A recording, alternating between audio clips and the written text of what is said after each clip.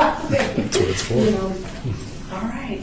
I'd like to call this meeting to order. Billy Bastian, Vice Chair for the City of Las Vegas Parks and Recreation Commission, October 6, 2015 at 4 o'clock.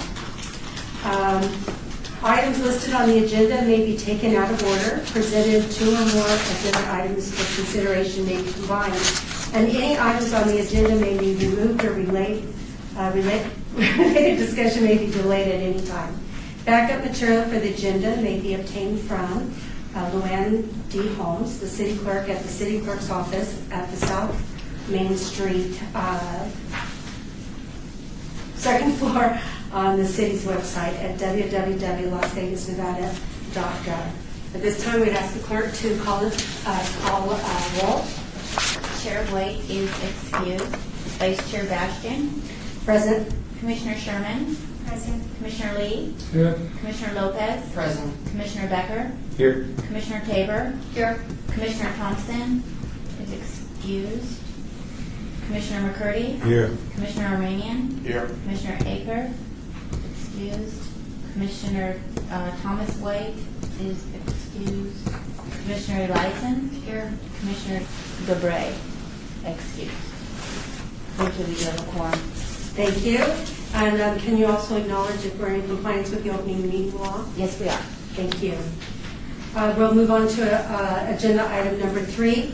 Public comment during this portion of the agenda must be limited to matters on the agenda for action. If you wish to be heard, give your name for the record.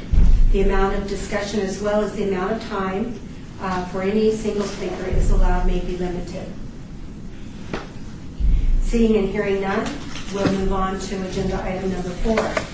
For possible action to approve the final minutes by reference of the regular meeting of September 1st, 2015.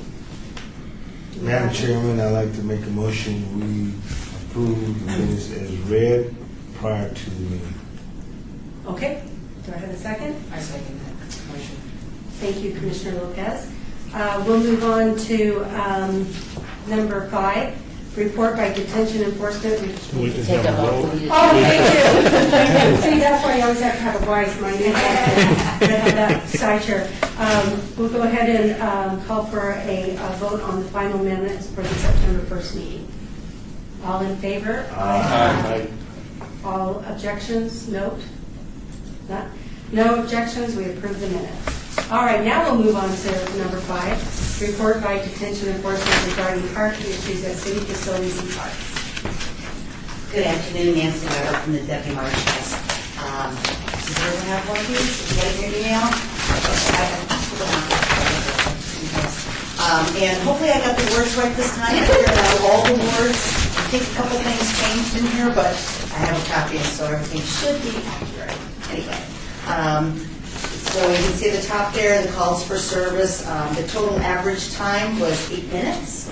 The dispatch calls were 222, divided up by wards there.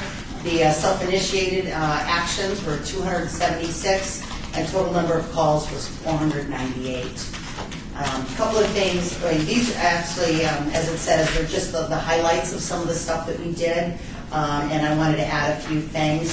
If you heard on the news or saw in the newspaper, we did find a dead body at Doolittle, and they, from what we understand, and with Metro and through investigations, that the homicide did not occur inside the park. There was a fight down the street, and the victim came to the park. He actually went to the hospital. They found his hospital records and everything. They tried to get him to stay overnight because of the head injury. He released himself anyway, and then he ended up in the park and they found him there again. And we had an officer there at the time, but someone had reported it. The fire department showed up, and our officer hadn't even seen it yet because he was checking out another area. We did have another body at Kellogg's there just recently, and it was from natural causes. It was a 50-something-year-old male who was jogging in the park. So, but no foul play there. Our biggest problem lately with our undercover set team is Betty Wilson. They're hanging out there quite a bit. It's, I guess, the kids from Cimarron. There's a lot of heroin and narcotic sales going on over there, and a lot of graffiti. I don't think it's written too much in the report here. And another thing that's not in here is firefighters who get hit with vandalism. and breaking up the playground equipment and picnic tables and things like that. We also had some metal plaques taken from some of the city properties downtown, to sell them for the brass. Another thing that you may have saw on the news in the last couple of days, people were talking about Winding Trails Park, about the graffiti and stuff that's going on over there. It was on the news. We do, in Ward 6, we do have enduros, 2 on each shift. They're going to be starting probably within the next week. So that'll be really helpful to go to the trails, and winding trails, and also either one that goes west of the freeway there, all the way up to Cliff Shadows and Alexander, and also the Wallapai Trails. And I was at Wallapai Trails today, got a call of graffiti out there even, so they're hitting that hard, but hopefully the guys on the enduros will be able to stop a lot of that. What was enduros? Oh, motorcycles, they're like street, they're like Motorbike. hybrid, Yeah. hybrid bikes for street. dirt bike. Yeah, dirt bikes, so there'll be a lot more, incognito to get in and out of everything. One thing that was listed for Ward 3 also that I didn't put in here was Mike Morgan Park. We did get a call of shots fired in the park. There was 50 to 60 subjects there, and when the officers got there, it was supposedly 2 spectators fighting with each other, but they were gone by arrival, and there was no signs that there had been guns there. But they did hear the shots that they reported. Let's see, also in Ward 3, there was a stolen vehicle at Gary Reese Park over there that wasn't included in Ward 3 for the incident report. No suspects or leads at this time. And then for Ward 5, it says bullets and case were found on the executive level of the parking garage. Oh, that was City Hall here. We think it just fell out of somebody's car. No damage there. And then also Lorenzi Park, we put down that about the marshes regarding a person that drove through a portion of the fence at Lorenzi. We also found some backboards that were all shattered. Just a lot of damage. At Sunny Springs, not included in the paperwork, there was a car accident where the single driver damaged the exercise equipment, but that's being repaired. No intoxication or any DUI or anything like that related. On the back of on page 3, I guess you call it, I put the active graffiti areas, also to include Betty Wilson. These are just some of the things that are going on, and if anybody sees anything, to report it. And on page 4, due to the cameras, we have pictures of some of the graffiti that was going on, and our undercover guys are looking for them.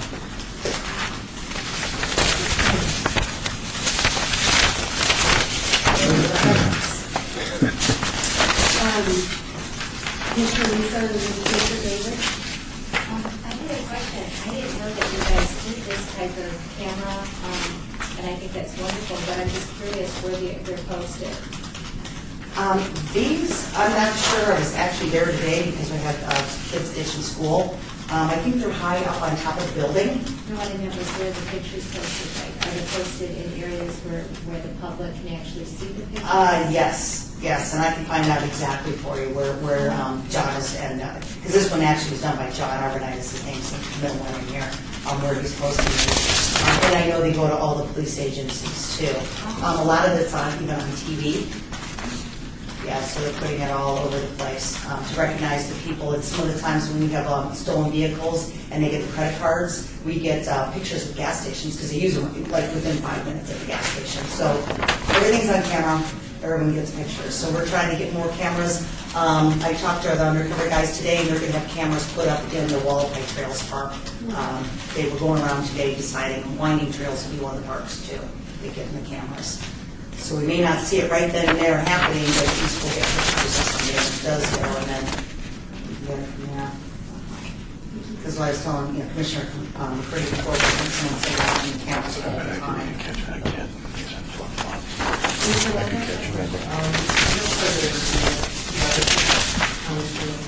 I have worries of the photos to Officer Sutton. It's not going to see it. I was just wondering if you had to know anything. I couldn't read it. In fact, I can't read much of this graffiti anyway. But I eventually, what happened is I went to Oh, okay. Because I was out with the painter today over at, I have some pictures, I mean, if I could perhaps send it to you guys, to staff, and then you guys could forward it over. Absolutely. It would help that out. would be Yeah. great. It would help out because, you know, we don't want to see that. No. It's just really nasty, so. Yeah, that would be great. I don't know who officers. I sent it to councilman's office, and they told me to just forward it to those people, which I did. I just wanted to, you guys have heard something. No, maybe if it was graffiti, maybe they sent it to the Parks Department, I'm wondering. But, you know, on here are the undercover guys' numbers and emails. Oh, yeah. If you would send it to them, that would be super, because they're the ones who go out and take pictures and investigate and track the guys down, and they know how to read. Can't figure out what any that is. Oh, yeah, I know. Yeah, they seem to gang you most of the time.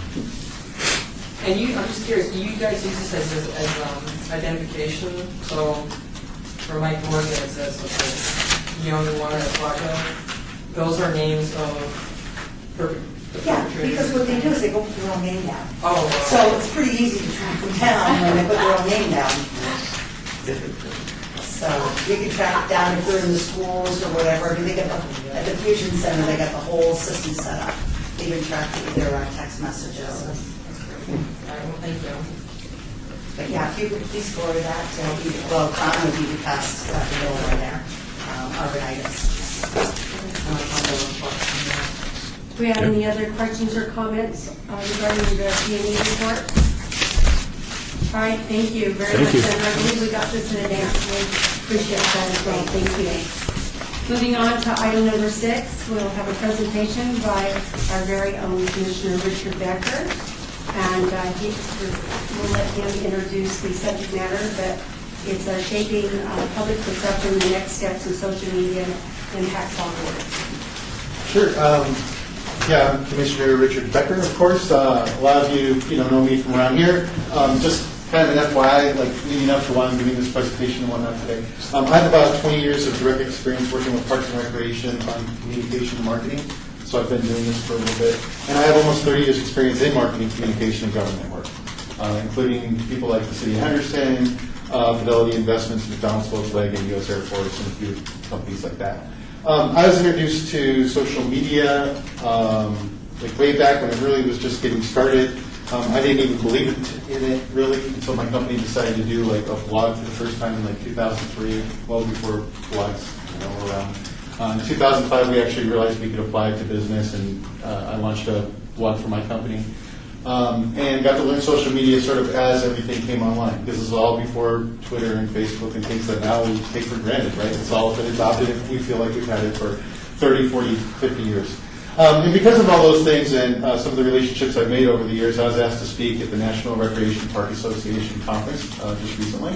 And there were about 11,000 people in total, about 250 in my particular session, which was also one of the session blocks that was live streamed. So I also had a few hundred people like watching, and they actually could field questions from them. Pretty cool. I had an hour and a half. I don't have that today.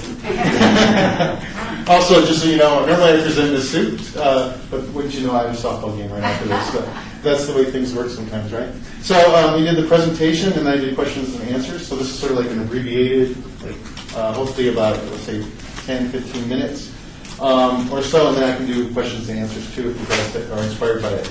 I really wanted to, in order to do that, I wanted to focus on two main concepts that applies to communication across the board, some of what Parks and Recreation can do now with social media, and some with what social media, what they can do in the future as social media starts to move into a completely new area. And I think that's really where the exciting stuff will happen. In fact, there's some stuff that's not even in this presentation that happened. I was asked to do submit this to the association about 2 months prior, and within that 2 months there were like 2 breaking things that happened that changed. I could have easily added it to the presentation. I had not submitted it. And since I gave this presentation just a few weeks ago, I've got 3 that were pretty much announced today. So there you go. That's how it works. Change is a big part of it. So with that, I'm going to, in some areas where I'm not going to go into depth, I'm just going to tell you what I talked to them about so we can breeze through those particular areas. But what I did was, because this is like a big Parks and Rec thing, so my audience could relate to it, is they always talk about like the value of trees. But I'm not going to talk too much about that right now. And how trees have value and how you can prove it to the rest of the population. But really, one of the main points I want to bring up is that humans are really unique in that we're the only creatures on this planet that can form flexible and scalable cooperations based upon abstract concepts and societal constructs and public opinions. So basically, bees and birds, bees can like work together in large numbers, right? But they can't change their construct, so they have to pretty much do what bees do and ants do all the time. They can't say, oh, tomorrow we're going to be a democracy, today we're a communist. They can't do that. And then dolphins and chimpanzees, they can actually cooperate very well together, but not in large numbers. The chimpanzees actually have to really know each other in order to cooperate with each other, where people can we can cooperate even if we don't know each other, which is really unique to human beings. And that's based on research by, I want to make sure I get his name right, Yuval Noah Harari, who wrote the book Sapiens, A Brief History of Humankind. He talks about that. That's one main concept that you always want to keep in mind with communication.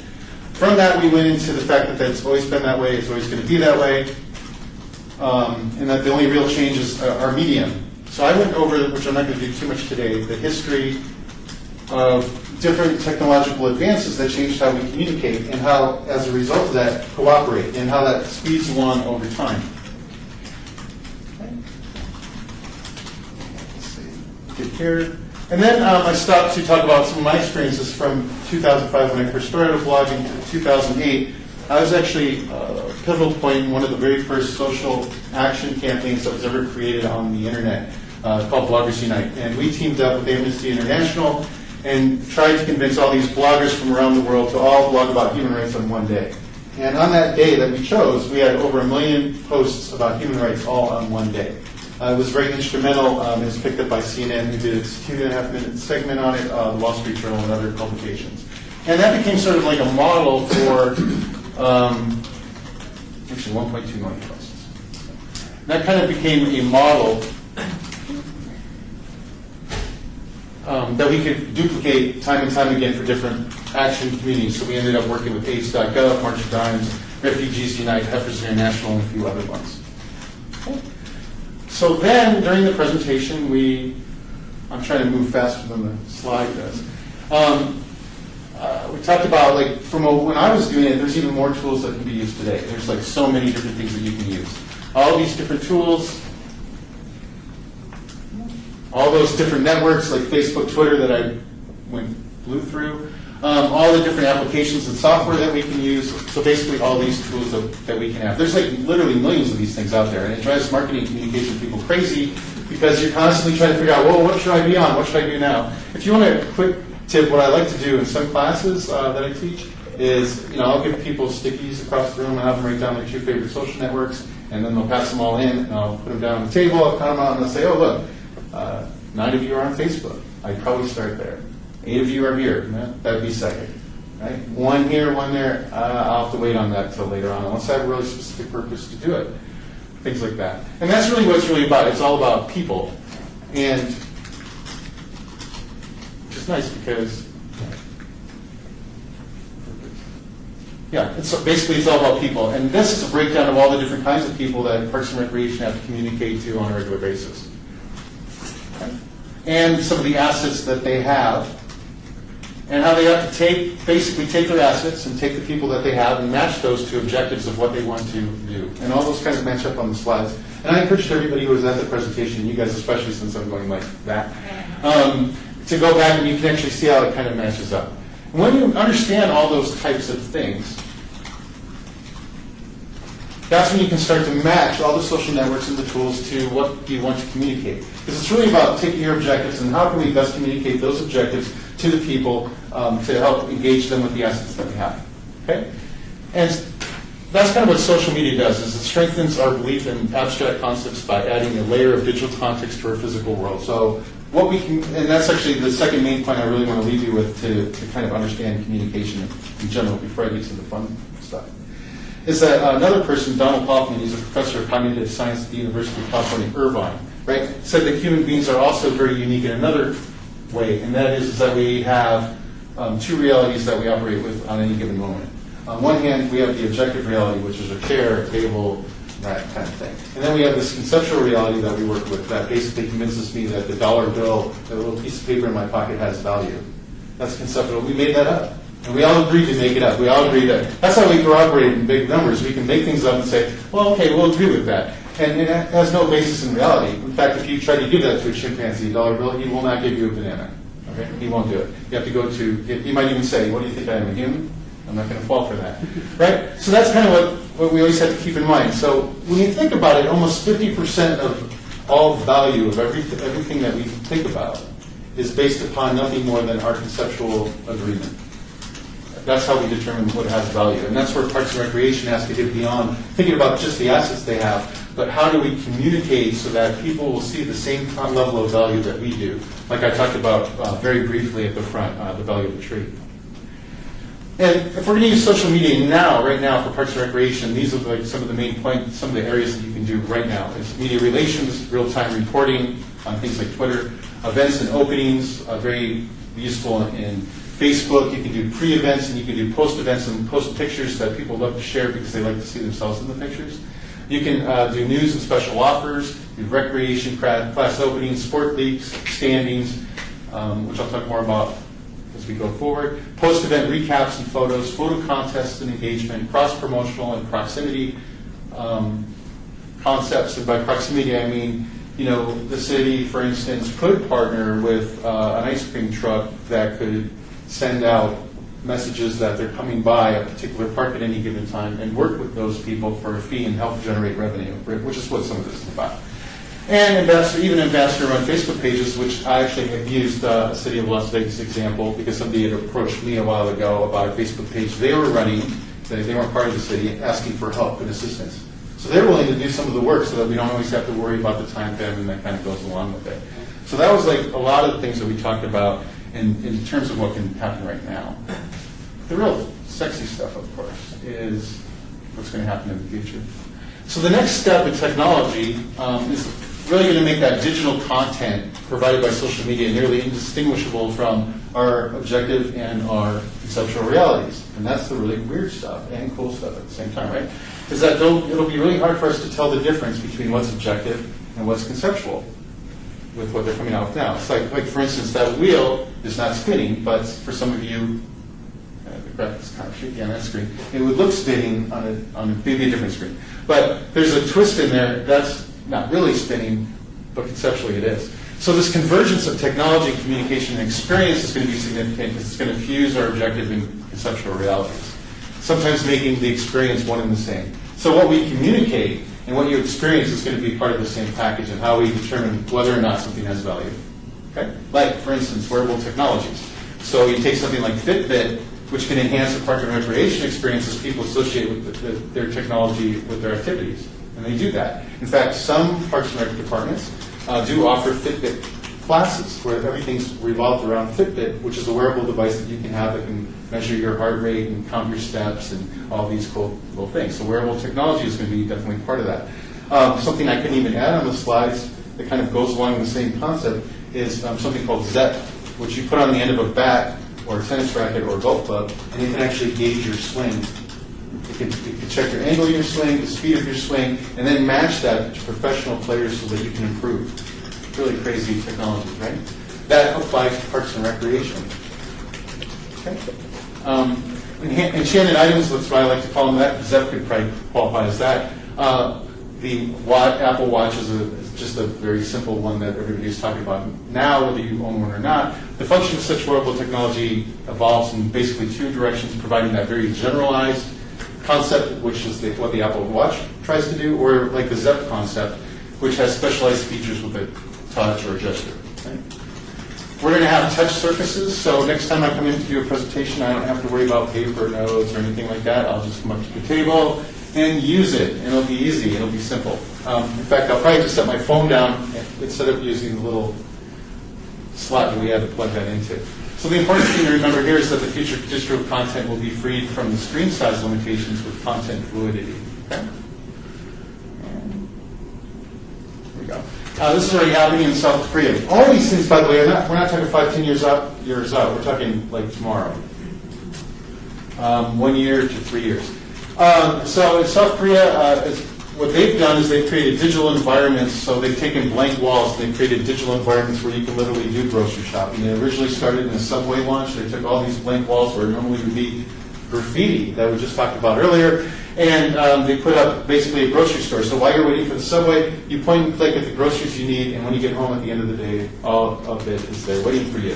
Now, when you think of some of the applications to Park and Recreation, you could actually have like a recreation class, right? And then after the instructor's done, it's actually have a point of purchase screen where people can go up and buy the products that they need to go along with their class. A new yoga mat, perhaps, right? And it doesn't always have to be about really fancy stuff. Sometimes even simple solutions that exist right now are really good.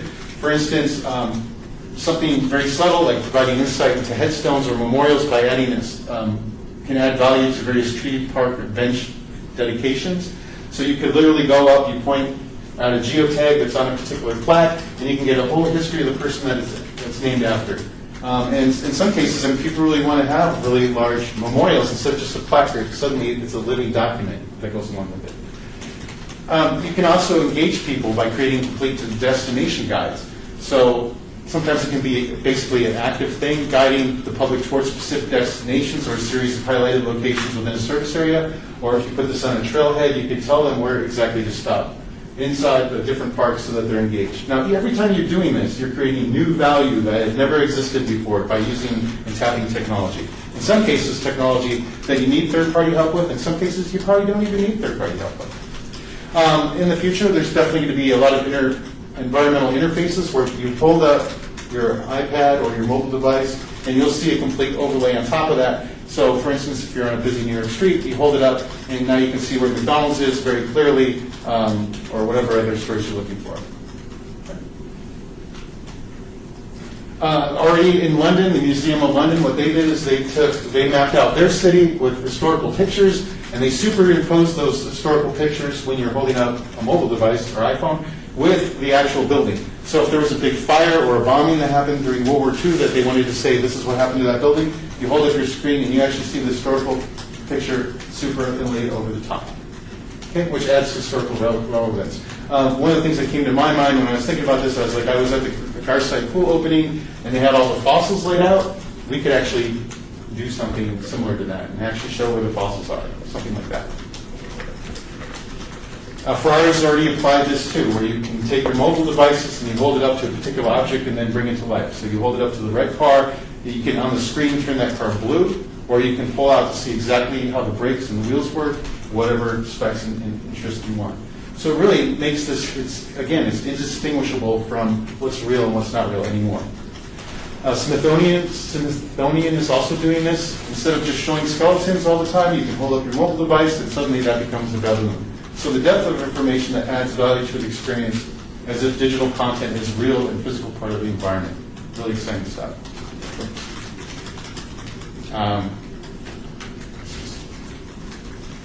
Okay. One of my favorite things to talk about is the augmented reality features that came out. One of my favorite products that I've seen is the Scully helmet. I don't know if that's on the market yet, but the concept is that you can put a motorcycle helmet on your head, and then suddenly you get a 360-degree view thanks to cameras in the back of your environment. And it can also give you traffic updates, give you early warning signals, and all these different things to basically give you a little bit more responsiveness. You can answer the phone, you can, all that stuff right inside your helmet. So it completely changes the environment. If it's too bright out, it automatically shades itself to whatever you prefer. Okay, these things are also going to be applied to, it could be applied to things like skating parks with goggles and all sorts of things within the Parks and Recreation environment. Okay, health and fitness kind of goes along with that general concept, and I don't want to go too much into it because we got so many things, right? Okay, IKEA is doing it. You can actually see what furniture might look like in your home before you own it. Interactive playgrounds where not only do you have touchscreen options, but we could all put on glasses and see a complete 3D environment. Walt Disney announced today that they're trying to create coloring books that when you color on the book and you hold up your phone, you actually see a 3D thing that you colored as well. So coloring becomes three-dimensional in every facet, which is pretty amazing stuff. Okay, and just to show you how far along this stuff is coming, like next year, Pokemon, if you guys have ever heard the game Pokemon, so they're actually going to, and this would fits very well with Parks and Recreation ideas, they're actually going to have it so that you use a digital device and you find the Pokemon somewhere out in the environment, maybe a park, and then you go and you collect your monster from the park, and then you go battle your friends that way. So it's actual real, and you hold it up and you'll see the monster, and you go, oh, there's a monster, and you pick him up, and now he's in your pocket. This is actually some cases really going to help us get those kids outside again, as opposed to being in front of screens at home. Right? This is another one where you have interactive outdoors. Eventually, we'll see the integration of motion control peripheries, head-mounted displays, and environmental mapping that's real. So you can go out into a world like a free open space and suddenly play your games outside. So I was talking about getting kids out. This will definitely do it, right? They can go play their games against aliens or whatever. Like outside. This is actually a concept that nobody really knew where that would fit, but now it's actually in development. Okay, with companies like Microsoft and whatnot. In fact, Samsung, this was released today. They want to create glasses where it creates the interactive environment because you're wearing the glasses. So this is your keyboard, not because you have a keyboard projected there, but because the glasses see a keyboard there, and it'll respond to your touch just based on their light. The other thing that goes along with it now, which is this one. Oh, I was thinking too that since we're doing in the city of Las Vegas, since the city of Las Vegas is starting to look at those non-conventional spaces to use and strips of land that are a little bit more, this is a great place that you can introduce things like augmented reality games, or even perhaps completely immersive realities that Sony's coming out with right now. Microsoft, by the way, also has a HoloLens virtual reality. They announced that it's coming out in 2016. They're ready to go. So virtual reality is like not 10 years out, it's tomorrow. And Sony has theirs too. So it's the first step in literally replacing our entire concept of an objective reality with something completely different, but no less real to your mind. Right? And how is this going to happen with Parks and Recreation? Some of the things that we can do with it is we can create living memorials out in the real world. We can create AR and VR in our open spaces. We can do proximity announcements so that people get messages at the right time depending on what they're doing. We can do things like help, which goes back to some of the core of why there even is a Parks and Recreation tied to urban planning. It can help us make the public healthy. Okay? Parks and trails exploration, technologically based meetups, so that we can get people all to one particular place. We can help them do photo walks and virtual classes anytime and any place that we want. There could be real-time point-and-click field availability for things like sports leagues. So if you're at a soccer field and you want to know the stats of all your players, you can hold up the mobile device and there all their nicknames are and all their stats on how well they're playing and things, maybe even things that they can redo. So we have real-time sports stats and standings where rather than create a Parks and Rec department that's exclusive in just running fields, they actually rent a complete experience to these leagues so that when they do need to do fee increases, it's actually easy for them to say, well, there's value there. I want to go ahead and support that more. And that's what a lot of this is, because even having worked on things sort of indirectly, like working with the City of Henderson Parks and Recreation Department when I worked on their campaigns, because of course you can't directly ask for a bond, but they used to get some multi-million-dollar bonds. And one of the reasons is we were creating campaigns that helped create value, conceptual value between our Parks and Recreation Department and the city at large.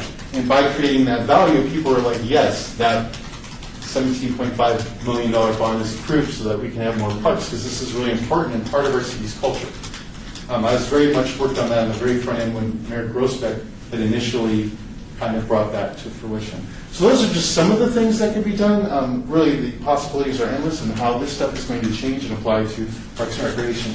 As an interesting side note, so this tree has value, even though, of course, that's not a tree. That's just a picture of a tree, right? The old joke. This is not a fish, if you ever heard that before. But the kind of interesting thing that kind of also I took away from it is the Parks and Recreation Department. So this might make you feel pretty Tim after seeing all that candy and saying, oh, we can't do that. The average Parks and Recreation Department isn't ready for most of that. They need to be ready for it because most of the questions went completely away from what is going to happen and right back to what can we do now, with some very basic questions like how do we keep up with time famine, how do we keep up with the changes in technology, how do we get our legal department to allow us to say anything, really basic problems that are probably, for the rest of the population, 5 to 10 years old, because they've already been solved. And those are the kind of questions that I answered for them to help them along. So that's my presentation. Hopefully it wasn't too long. If you have any questions, I'd be happy to take them.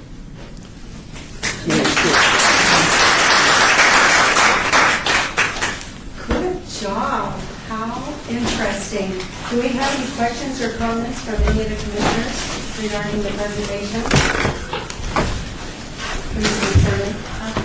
Question, is anybody actually using this, like typically, like county cards or city of Las Vegas cards, or anything? Not locally. I know that some of them are doing some things. They're trying to break. Everybody's doing social media to some degree. Like Facebook, that type of thing. Yeah, the Facebook, and most of it, what's different right now is that most of them are focusing on, they're all focused on broadcast. And one of my messages when I go out is to stop thinking about social media as just a media and start thinking about it as a way to engage. And just like a quick off-the-cuff example, I recently partnered with a pitching coach, for obviously personal reasons, but to help her with her social media, to help get her classes going along. And we've completely, from the ground, within a week, she had 160 people on, and now she posts on every Monday. We put up her schedule availability, and it's gone like that. So people wait for schedule availability, and we give them tips, and so we create engagement as opposed to broadcast. Instead of saying, look at us, we're saying, this is the value we can have. And by the way, there's a free clinic that's coming up, and do you want to join? They ended up having one of the league that she teamed up with to do this. They had their biggest turnout for a free clinic, probably in the history since I've been going to the free clinics. And it was the first time they ever did fielding. They had more than 100 girls show up, and typically it's more like 25 to 50. So it's the engagement that makes the difference. And then we did do a post recap with these pictures of all the people who were there, and that just went crazy. I mean, that people like to share that and who's that, and they take people. And it really becomes a fun thing that you're part of instead of kind of want their attention. Any other questions or comments from the commissioners? Commissioner Becker, thank you so much for Thank sharing you. your talent, your knowledge, your experiences with us. That was an awesome presentation in just 20 minutes. Thank you. That was really very good. All right. And we still get to go home on time, right? Well, I was mesmerized. I do have to share a story, though. I was with my grandson at Wet and Wild, and he's 6. And he was fussing about being able to take his iPad into the park. And I just told him it was a no tablet zone. We got into the lazy river, and he said, in his little internship, he said, Grandma, one day I just want to be able to sit in the lazy river and just be able to play Minecraft. And I was thinking, in my head, I was like, I don't think that's ever going to happen. And now after seeing your presentation with that keyboard thing, you'll probably sit in the lazy river next year with some glasses and play Minecraft. So, wow, it's just kind of enlightening to see the future of where technology can take us. So I really appreciate you expanding our horizons on what's going on. Madam Chair, if I may, I really do appreciate it as well. I couldn't attend Thursday's session. I couldn't actually finish the conference. I had another commitment I had to attend, so this was great. I heard some positive feedback from some friends of mine that went and attended, and they were really enamored. I think it shows what we. I like your emphasis on that engagement, because we are really good at broadcasting and hoping something sticks and falls off or is picked up. So the engagement part is really somewhere we need to go. And Parks and Rec, we are interested in that. And that's what Mike's really going to, I think, do here is to talk about our engagement, which is still the old-fashioned face-to-face, show up and meet and greet. And so I think, talking about those capital projects and how we've really worked hard to gain insights from the community, which does include, I guess, a little bit of social media. So maybe it's a good segue to invite Mike up if you're ready for it. Thank you. So we will move on to item number 7, report by Michael Haverhorst on business sessions for the Parks and Recreation regarding Parks and Recreation and capital improvement project in Paxall Rivers. Good afternoon. Mike Havikhorst with Department of Parks and Recreation. And yes, we do social media. When we were first, I'm not a Twitter or a Facebook guy, and so I send the information upstairs, and they're like, oh yeah, this would be great. And so did you get any information? And she sent me back like 5 pages of stuff. And, hey, do this dog run and all that stuff. So it was really cool. And we put it on our summary page, and I was just sort of shocked that people are engaged in that. But we also do the old-fashioned, mailers, postcards out to the residents, and there's a little bit of fee with that, so with the social media, which I was, I thought everything was free, but it's not. I was surprised, but for the bang for the buck, we got a lot of feedback from Facebook and Twitter. I was really shocked with that. So we have 4 parks. We did 4 town hall meetings in last month, and thank you for those of you that were able to attend those town hall meetings. They were really good. The first one that I want to talk about is Baker Park. I sort of gave a little summary. It's a 2-page document, and just to have something so you can look at something tangible. So Baker Park pool was our first one that we did, and there's a little oversight, an aerial view of that. Those fields there, it looks like that there's 6 fields there. They're really small fields. You can really put maybe 2 or 3 full-size soccer fields there. And the users, we really ask them to stripe those fields, and so they make it so what is most usable for them. And so when we had a town hall meeting, we have, if those of you that have not been there, we have sort of like a list of amenities, and then we give everyone little dots, 3 dots per person, then you can go and vote on those amenities. And whether, the field improvement's really special to you, or the walking path is really dear to you, or the dog area, or the playground structure, or whatever is really dear to you, that's what you go ahead and vote for, and then we tally those up. At this town hall meeting, at first it started off really slow, and then the word got out to the soccer community, and we had there was 100 and some odd votes on the field improvement, so that was good though. It was really nice. We had a total of 59 individuals that attended that town hall meeting, and it was just a good involvement for people to say, hey, I'm speaking loud and clear. We want our field improved, very much so. So that was really good. The other part of that was the pool. We're sort of, for those of you that were at Baker or at Garside Pool, the grand opening, we're looking at remodeling or doing that same model at Baker. It may not be identical because this pool here is relatively new, so we might, the consultant is looking at keeping that and maybe doing a wade pool and a slide on another, maybe 2 pools. So there's a lot of different options that we're looking at, and with that. The one thing that was sort of interesting that came out of this one was the 2 restrooms. The park staff and also the residents, they would like 2 restroom facilities there. One for the park and soccer community, and also one for the pool users. And when you really look at it, when on Saturday afternoon you get all those kids, in the locker room, changing and stuff, you really don't want soccer community in there just overtaking and stuff. So it makes sense. We didn't really thought it would be but after we heard from the residents, it made sense. So we put that on our recommendation also. And then going on to Bill Barrera Park. That one is relatively a pretty good park, but Lois Tarkanian wanted some improvements there, and we were surprised when we had this town hall meeting at the walking community is really involved there, and there's a walking club that meets there every day at 5 o'clock, and the lights aren't very good, so the lights was really a big issue that we talked about. We didn't put it on the list because all of our parks that we are remodeling now get the LED lights with the motion sensors, so it's sort of automatic that we get them. The playground structures have the motion sensors on there, so at night, if there's any activity there, the marshals are driving by, there's lights on, they can stop, check that out, and that really helps that area. So that's why the lights isn't on there, but that community really did like that. The one thing that we were surprised on, they really wanted right now the walking path is a concrete walking path. They wanted a synthetic rubberized walking path. Well, so we always have an area where we can have ride-ons, and we did that, and that received the number 1, priority there for that community. So we met with O&M, we talked to them, we met with the council's office, and we made sure that we're all on the same page in Public Works. And so with that rubberized surface that's synthetic, it's pretty expensive, and this is a half-mile walking path. So now, we're probably not going to be doing all of these different amenities. If we really look at that dollar amount, probably 5, 6, and 7 may not happen. And if they do happen, we may just do a bid alternate. And so that's the only way that we may be able to include all those different amenities there. Turn the page over to Mayfair Place Park.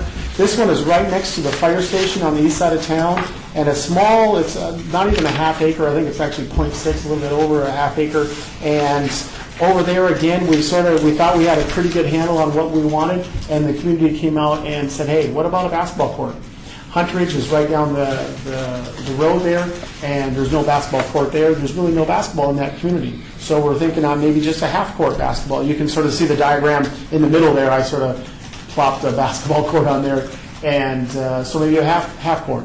The firefighters, I talked with them, talked with the captains to make sure that someone's bouncing the ball while they're sleeping, so I'm making sure that they're involved with this process also, and they were in favor of that. They just wanted to make sure that it's moved away from the fire station so the balls weren't bouncing in their backyard with that. So we are probably going to be modifying that, and that budget there, we think because it's just a half a court, we'll be able to absorb that in the budget itself. The last one was Las Vegas Wash Park. And this is going to be it's a nice parcel size, and we're also going to be getting another soccer field for the east side.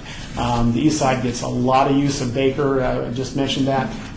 Doug Selby is used pretty much 7 days a week, and so this will be a huge benefit for that soccer community over there. They also, another big attraction was a splash pad. Splash pads are really a big attraction, and they like that. But we're also working with O&M to making sure that we're building splash pads that work, that Public Works isn't just throwing blah out there. We're making sure that other departments are involved in the process so that it's really a usable, fixable, the maintenance of that item is doable. And so that's something that Tim and Meg, I really want to commend them on that. We're really getting all three departments together on one page. We just met upstairs the other day, and it was nice to have all three departments meeting with the council person and on the same page. It was really pretty cool. The last thing on this park, you can sort of see on that bottom left-hand side, there's a raw piece of land where we were like, gosh, if we could get that, we can maybe include this. This soccer field is a youth size. If we were able to capture that other parcel, we may be able to make it a full adult-sized soccer field. But that's something that we're investigating right now with that. So those are our 4 big CIP park projects that we're working on, and we're hoping to get started drawing on those pretty quickly. I'll add real quick before the questions. The reason these parks, they were chosen to be round 1 of the upcoming bond. So there are more parks that are going to come. All awards are going to have improvements on parks in their areas. So this just happened to be the way the council saw the need and really want to address the need, but more to come. So if that was one of your questions, more to come.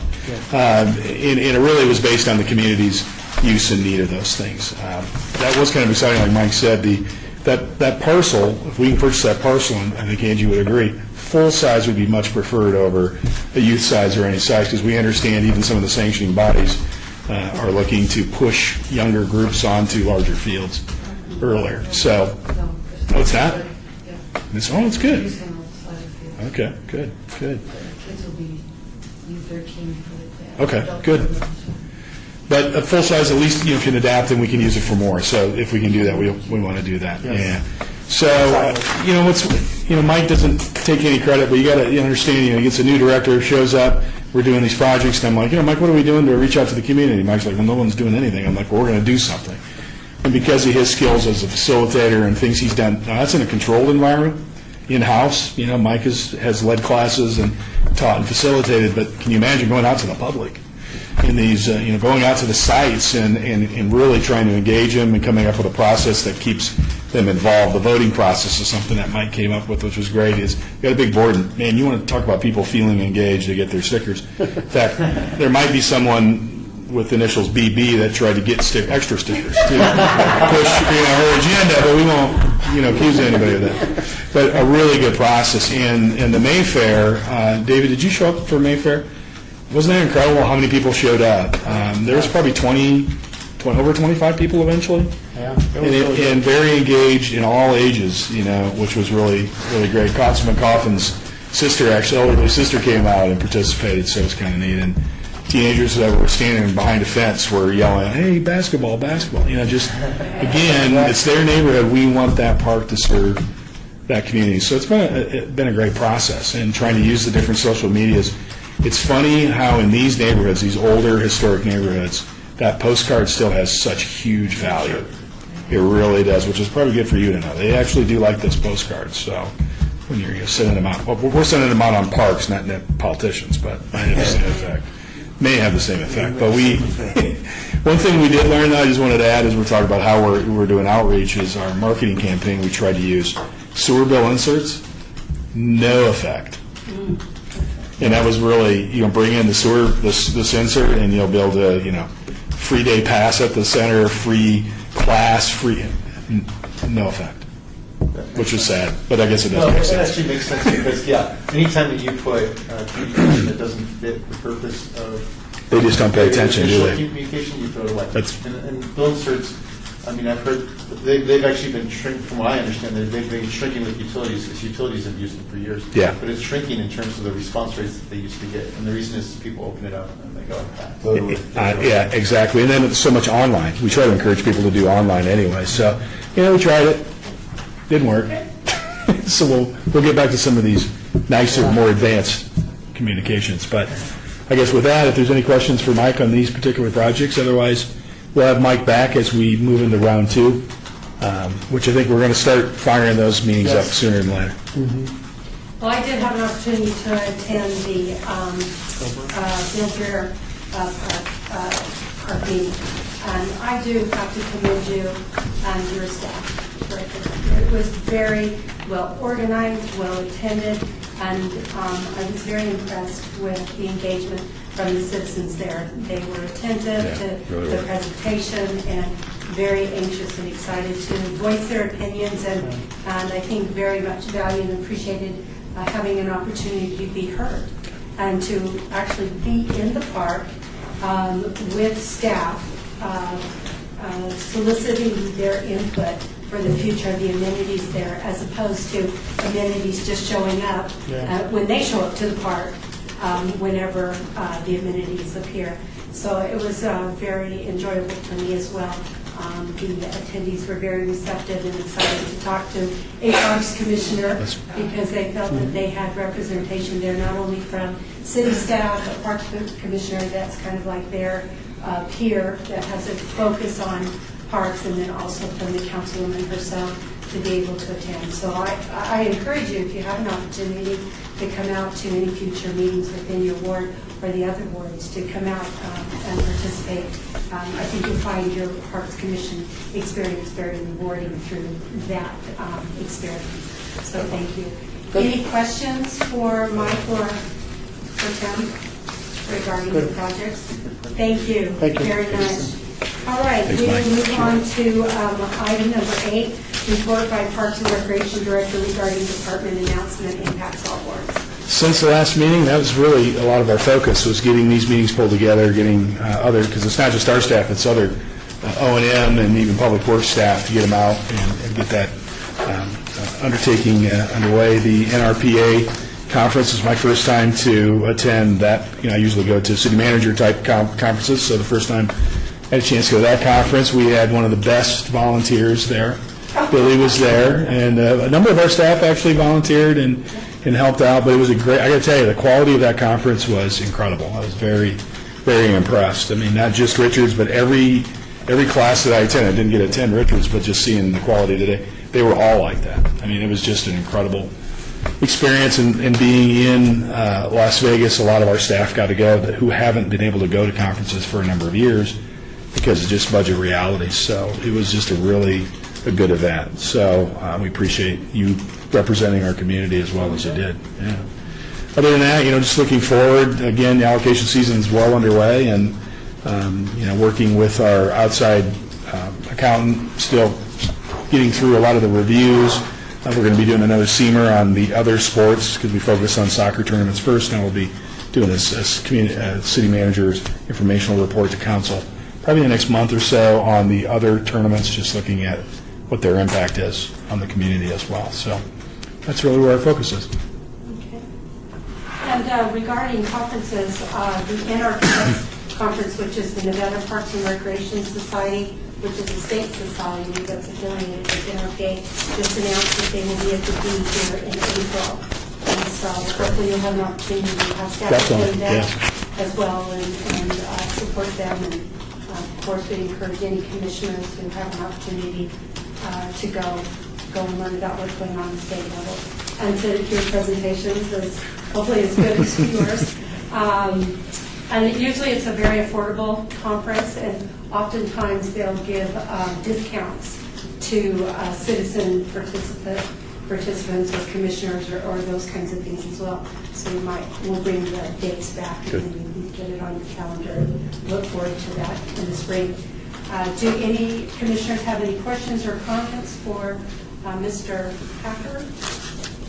Also, I'd like to just encourage you, if you have a talent or experience or expertise such as Commissioner Becker was so willing and gracious to share with you, we hope that you will send that agenda item forward to Tim so that he can put you on a future meeting so that we can hear from you, so that we can have our horizons expanded and also see your talents. Also, if you have anything that you're interested in hearing more about that's going on within the department, I know that Kelly couldn't be here today, but she also expressed kind of an interest to me and to Malcolm on what you might all want to hear more about.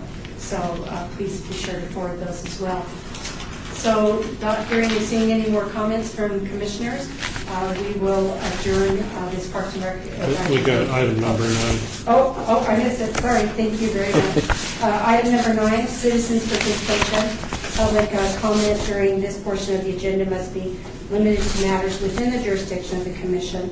No subject may be acted upon by the commission unless that subject is on the agenda and is scheduled for action. If you wish to be heard, give your name and for the record, the amount of discussion on any single item, as well as the amount of time any single speaker is allowed may be limited. Commissioner Sherman? I just wanted to remark that we were given the brochures and handouts of the different classes at our last meeting. And I just want to compliment the department. I was so impressed with the types of classes you were doing.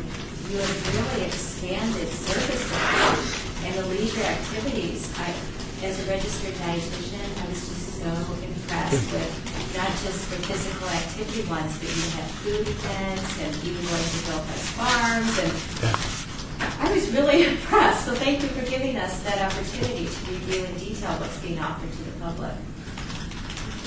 And any suggestions too, if I may, Madam Chair, our center coordinators, when I first landed, I just challenged them, look, you know your communities, you need a program to your communities, and there are a lot of newer programs that are being tried. They may not show up again if they're not desired by the community, but at least they're trying, and that's what they need to do, is to keep trying to be innovative and encouraging that community to participate. But if you have ideas, if you see something that's trending or a need or something you're interested in, please do share it, because we're not afraid to take challenges.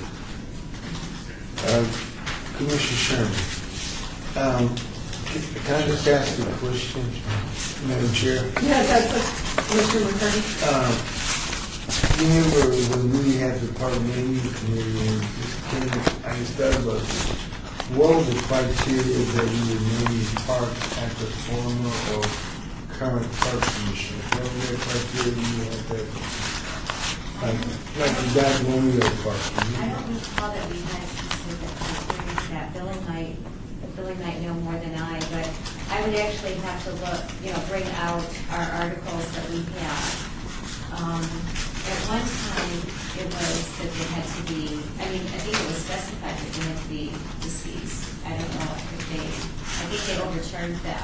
I think rather, Commissioner Bastian, I think rather than speculate or guess on something we don't have reference to us right here. If that's something that you're interested in viewing in more detail, we can either get a copy of the policy from Tim, or we can put it on the agenda and have it presented to us at a future meeting.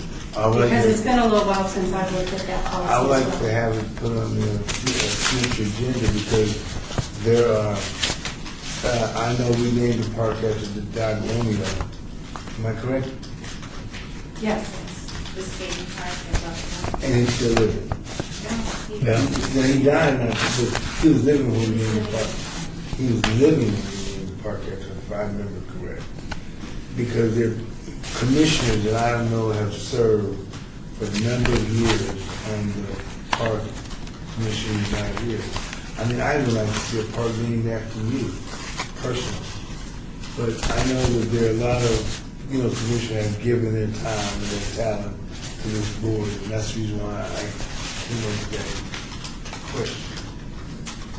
Okay, so then we'll push that forward as a request of Director Hacker to have us look at that policy again at a future meeting, so that we can have a third understanding of how the department is. We'll actually send it out. City Manager's Office has, revamped that probably since the last time you all have used it, so we'll get that out. All right, any other questions or comments? I like to make the motion. All right. Do I have a second? All right, we'll close and adjourn the Park and Recreation Commission meeting 5 o'clock. Thank you. Thank you.